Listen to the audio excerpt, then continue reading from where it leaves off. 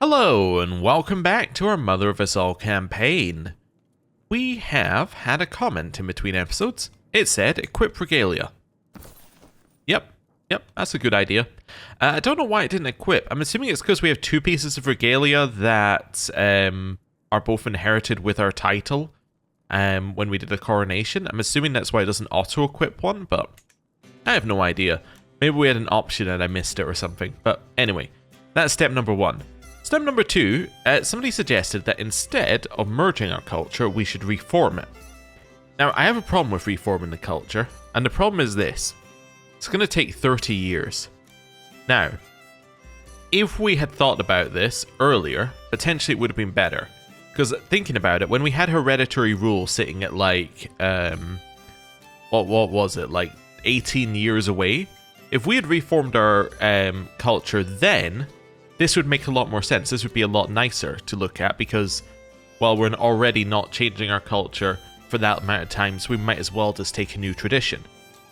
But now that we are pretty close to hereditary rule, like we are 2 years out, it's a lot less attractive because it means that effectively we're waiting 28 years to get one tradition when we could get one tradition immediately by forming a hybrid culture. Which, yeah, it doesn't seem like a good trade. The other thing that forming a hybrid culture gets you, if we can find a hybrid culture that actually has one, is that it should get you... I was going to say it should get you extra, like tech. Oh, there we go. Yeah, it'll get you extra tech for free, which you don't have to spend any time on, which is really good. Like communal government here, it means that you no longer hit the existing development penalty at, what is it, 25 development or whatever is the default. If we go in here, it might actually tell us. It might be one of these ones. Currency? No. Yeah, not sure which one it is. There might be nothing that specifically says it here, but it's probably 25. Oh no, there we go, Public Works. Yeah, so Public Works moves up to 20. So this allows you an extra 15 development on that.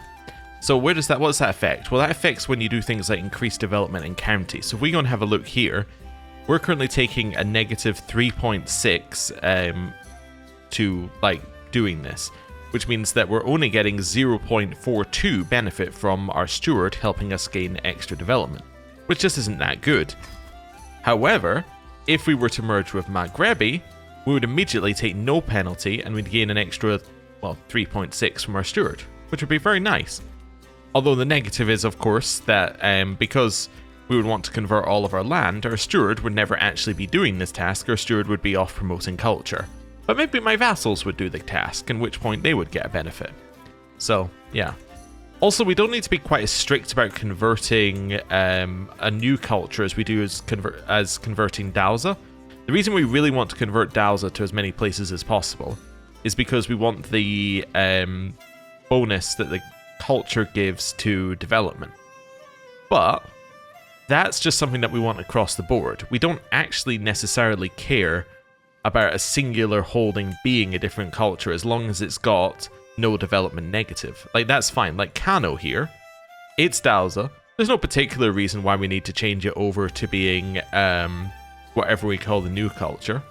We can just we can just leave it, and it's then going to gain a bunch of development because it's no longer going to be taking the negative from... Actually, this one's dryland, so it's not a good example. Well, actually, is dryland a good example? Maybe. Yeah, because then we gain these dryland dweller stuff. Wait, doesn't dryland usually lower development? Me questioning it? Yeah, it should be lowering it by 0.5. Is it doing that? It is doing that. Oh, I forgot it's under here. Yeah. Wait, but we're gaining plus 50 on that. Wait, that's not right. Oh, it's because it has desert as one of the holdings. Wait a second. Yeah. Did we realize this before? Let me go back to my capital. Maybe my capital's the other way around. My capital's the other way around, so I didn't realize how good this was. Oh, that's insanely good. It also is not at all working as designed, but it's insanely good. So, if we look at our desert capital, right? We're gaining 50%, which is cancelling the negative, right? Because our capital has desert, but we're getting 35% from the desert and 15% because we have a drylands holding, right? we have a look at Kano. Kano's capital is Drylands. So they are only taking a 5% negative, but they're actually still gaining 45% from these two, because they have a desert in one of the other holdings. Which means that they're getting insane development growth. That's crazy. Yeah, that shouldn't be happening, but I mean, that's good, I guess, for us. Is that the same here, by the way, for Gal? It should be, right? Yes, it is. So that explains a lot, because I was noticing that Gal was really, like, high development, and I was thinking, that's weird. Like, I know that you get the neighboring development bonus, right, from neighbors, but I was like, that's kind of weird. But the reason why that's happening, and the reason why they're getting so much of a bonus, is because they're getting that 0.8 multiplied by 45%. So they're getting a huge amount more than 0.8. Okay. Also, we can see here that the vassal that we have here is developing their county. So they're currently taking that negative I was talking about earlier. So getting rid of that negative is huge, because it means my vassals will suddenly just have hugely highly developed holdings. So, yeah, I still think it's worth it. Anyway, we should probably try and find something to spend our prestige on. I actually have no idea what we want to spend our prestige on. I don't think there is anything. But, whatever. Do we have any diseases? No. Any of these I need to do? Develop capital? Oh, that's because I'm diligent. Oh, I should have been doing this, yeah. So it gives me 0.2 development growth in realm capital. Do it. Wonderful. Celebrate other cultures? Yeah, definitely. That seems really good. It's a huge amount of development growth across the board. And we also gain a benefit, so do it. Right? That seems great. Yeah, 100%. Anything else? We can embrace celibacy. What age are we? 46? So that would give us piety and clergy opinion. Yeah. You know what? Sure. We're celibate. I mean, we're not going to have any more children anyway. Might as well just take the piety bonus. Right. Anything else we need to do here? No. Alright then. Back in here, I think I'm going for one more, and then I'm going to switch off of wandering towards probably diplomacy for true ruler. So that's fine. Okay, and we're waiting for us to get to... Yeah, to get to hereditary rule. So that's all fine. Yeah. Let's go in here. We have family members who can get married. Okay, let's marry them off and then marry other people off. Then we'll unpause. So, our daughter. Let's use the filter, because I want to. Right. You can marry this person. That's fine. Dagger... Frithrer person. Yeah. Let's do that. You can marry him. Yep, it's fine. You can marry this.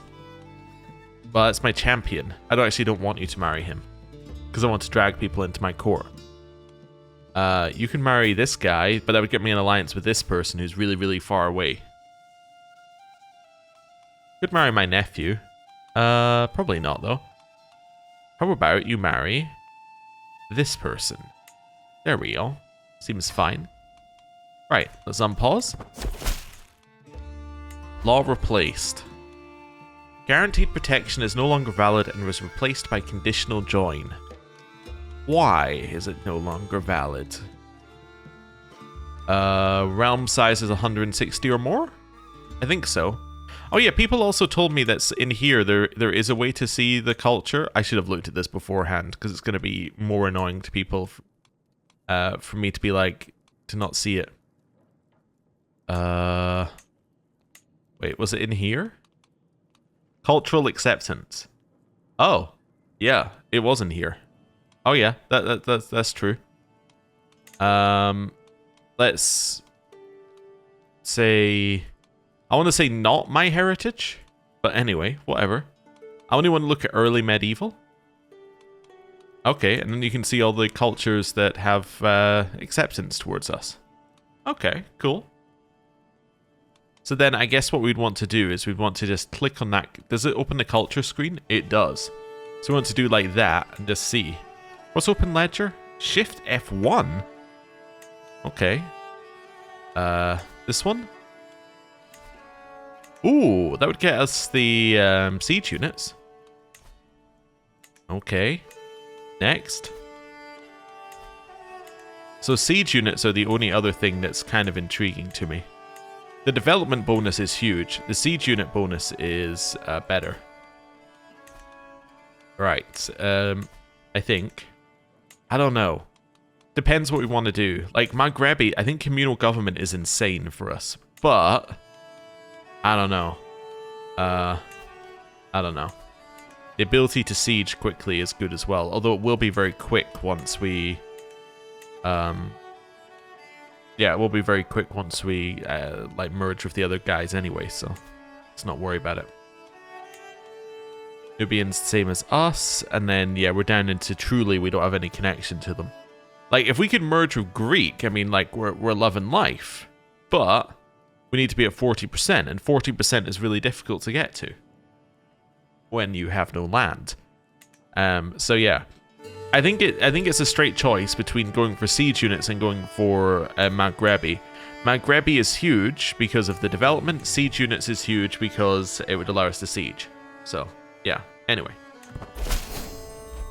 there's an alliance. And that's fine. Right, let's marry off people in my court. So let's go court marry.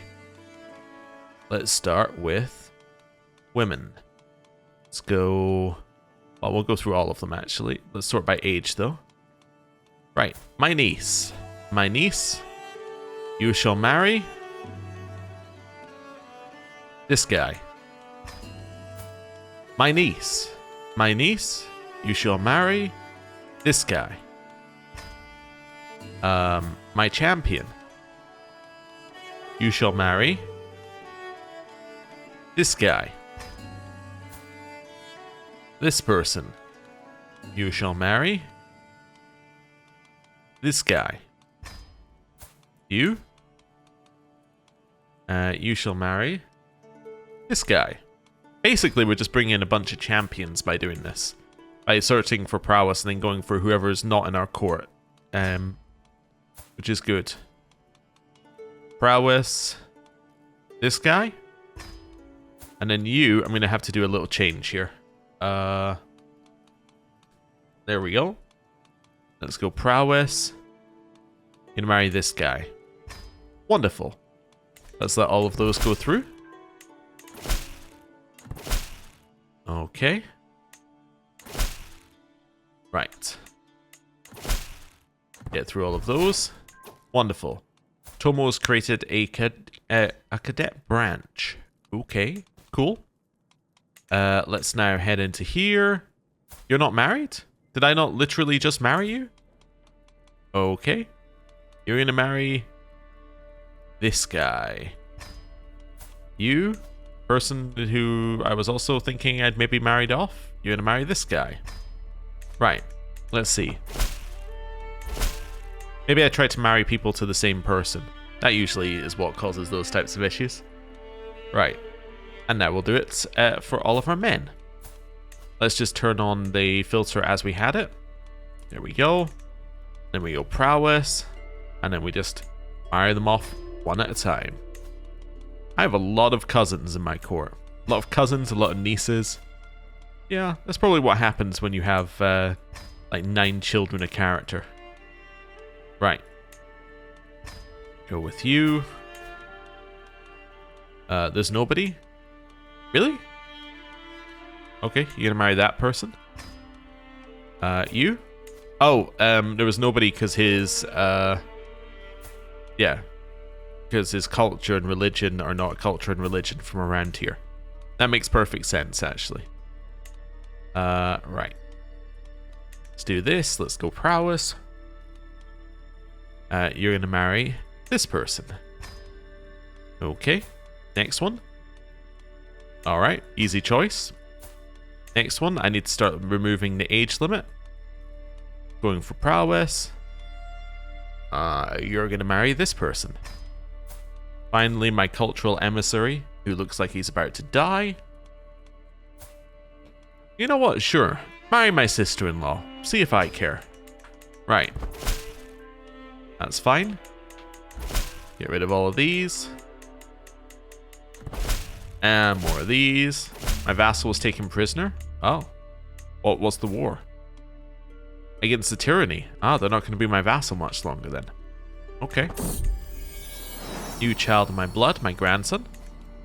Awesome. Right. I can pay the ransom for my vassal. I'm not going to do that though. Okay. I've been called the Worthy. That's a good nickname. That's a solid nickname. Okay. Cool. Gained a level of devotion, which means that people like me more. Mostly the clergy. In fact, exclusively the clergy. That's fine. Right. Books are expiring. That's all okay. Start a legend. Let's not get into that again. Do I want to raise court grandeur? Let's do that after this. Or civil oversight.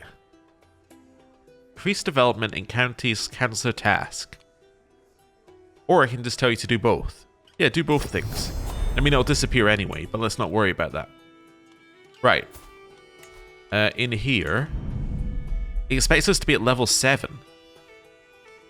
Let's just do like a quick, what would level 7 cost for us? That's an extra 8 a month. What's the negatives? Some negative opinion currently. I think this character can probably tank the negative opinion. That's fine. People did also suggest building more holdings in some of my holdings. I guess I could build them here. I have to build a temple first, though. Yeah. I guess I could build a temple. Might as well commit to it now. And then I can build a castle, because you have to have one of each type before you're allowed to build. But you might be like, how did the holding get like this so that you didn't have to build one of each? It spawned in that way. So there you go. Hey, new wandering perk. We're going to grab. Gain 10 opinion with anyone traveling to your capital. That's pretty good. Also, it's just court position aptitude. The other one? Lowers activity options cost. That's not activity. I think I read it as activity previously. Well, let's grab that. That's really good. And then let's go in here and grab some diplomacy. Wonderful. Right, so what's next for us? I think it's probably just waiting, right? Yeah, 20 months. Probably just waiting and seeing what pops up. Although we could do an activity, I suppose, with our money. Maybe a tournament? Tournament would be okay. Do we have the thing that means that tournaments give us +1 development? Oh, that's the end one of Reeve, right? I don't think we have that yet. If I even have Reeve. No. But we could take it. It might make my champions better anyway, so... yeah, let's potentially do that. Let's just hold a tournament. Where are we? Grand tournament. We're going to hold that in our capital. Right. We're going to go for some wrestling and a duel. There we go. Right. Happy for that. Let's maybe do something like this. That's way too expensive. Okay. The way that I always look at this, and I maybe mentioned this before once or twice, I always find the fourth and the second one a little bit weird, because it's like prize artifacts will be of common or masterwork. So it's like it'll either be the 60 or the 20, or it'll either be 20 or the 180 option, I guess, would be a bit... actually, yeah, it'll either be like the new option or it'll be the 20 version. That's what I was trying to say. On this one, it'll either be masterwork, famed, or illustrious. But that means that effectively it could be the best, it could be the 721, or it could be the 181. So it always feels a little bit off, right? Always feels a little bit off. I don't know. I guess I'll just go for what I can afford though. So I guess we'll go with fine prizes. Anyway, champion's gonna be you. I'm not gonna do any of this, although there's no cost anyway because we're not traveling. Triumph, and let's start. Right. Gain some prestige immediately, and we're off. Let's go. How long till we can do something? 10 days. Okay, cool. Okay, so we can increase my knight's scores and my scores, make the first emissary gain some glory, or we could try and get a specific experience. Every champion gains the trait Hastlooter is interesting. Means they will all like each other better. Or we can get the Lion's Claw to just gain 150 glory, although it doesn't matter very much because they're at max rank anyway. Yeah. I'm going to choose this one this time, actually. Yeah, let's get every champion Hastlooter. Unless this also does that. It doesn't say that it also does that, so I'm going to choose this one. Cool. Alright, let's go. Let's go to the tent camp. They would like to hold a passage of arms, or I can say not in my empire. Yeah, you can do that, that's fine. Hostile faction disbanded, great news. We can go back to the tourney grounds in 20 days. There's a strongman show. Well, I will increase my score moderately. Wonderful. That seems good. Right, back in here, and back to unpausing. Tent camp in 6 days. Nightly fanfare, so I can increase my score moderately, slightly, or get some piety and increase it slightly. Let's do piety as well. Hey, someone converted the faith in one of our holdings, so maybe this one next, the Orthodox one. Right, back over here. Let's go. Right, I'm not going to get this person to concede to me, we're simply going to beat them up. Right, that's fine, some champions qualified, that's the kind of stuff we like to see. We're not going to cheat. I will throw dirt in his face though. And then we choose whichever one of these numbers is highest, which is this one. Liver looks vulnerable. Wonderful. So, we have won round 1 of wrestling against one of my champions. Okay, let's carry on. Okay. My champion of true Dowser Virtue has beaten one of my random courtiers. My cousin has beaten my player heir. And my husband has beaten my daughter. Okay. So we are now against the champion of true Dowser Virtue. Let's go. I'm not going to cheat because I don't want to change my nickname. And then I'm going to say that liver looks vulnerable. I lost! Well, I mean, my champion should be beating me. That's positive. That's what we should be thinking. That's a positive thing to happen. Okay, my husband beat up my cousin. And now the final is between my husband and my champion of true Dowser Virtue. Okay. And the winner is my husband? My husband has won the tournament. Well, well done him.